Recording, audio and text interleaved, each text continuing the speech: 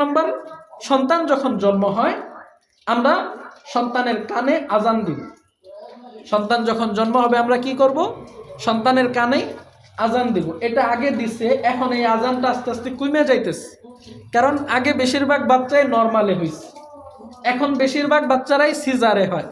সিজারে হইলে আপনি ওই দেখা যায় হওয়ার পরে 2 ঘন্টা 4 ঘন্টা, কোনো সময় 24 ঘন্টা 48 ঘন্টা পর্যন্ত বাচ্চাকে দেখতে দেয় না, হয় না? এই বাচ্চা যখন হইল, উচিত ছিল কি সর্বপ্রথম তার কানে আজান দেওয়া। 2 নম্বর, সন্তান যখন জন্ম নেবে তাকে তাহনিক করানো। তাহনিক কাকে বলে? তাহনিক বলা হয় যে একজন আলেম, মসজিদের ইমাম হইতে হবে এমন কোনো কথা না, একজন ভালো আলেম যে নিজে নামাজ রোজা করে, এমনি অন্যান্য ইবাদত করে, দান সদকা করে, একজন ভালো মানের আলেম, তাকে বাসায় দাওয়াত দেওয়া না, অথবা এই সন্তানকে নিয়ে তার কাছে যাওয়া। হয়তো আলেমকে বাসায় দাওয়াত দেওয়া না মানে সন্তান যেখানে আছে, বাসায় থাকলে বাসায়, হসপিটালে থাকলে হসপিটালে, তাকে আলেমকে দাওয়াত দেওয়া না।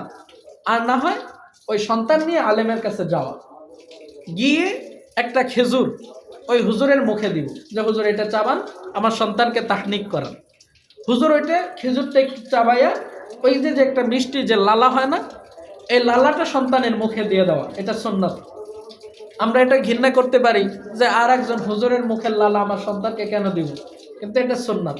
এটা রাসূল সাল্লাল্লাহু আলাইহি সাল্লাম ইমাম হযরত হাসান হুসাইন রাদিয়াল্লাহু তাআলা আনহু দুইজনকেই দিয়েছেন এবং অন্যান্য সাহাবীদের সন্তানদেরকেও দিয়েছেন, সাহাবায়ে কেরাম তাবেঈদেরকেও দিয়েছেন। ইমাম হাসান বসরি রহমাতুল্লাহি আলাইহি ওনাকে হযরত উমর ফারুক রাদিয়াল্লাহু তাআলা আনহু এই সুন্নাতটা পালন করছেন। এজন্য আমরা এটা চেষ্টা করব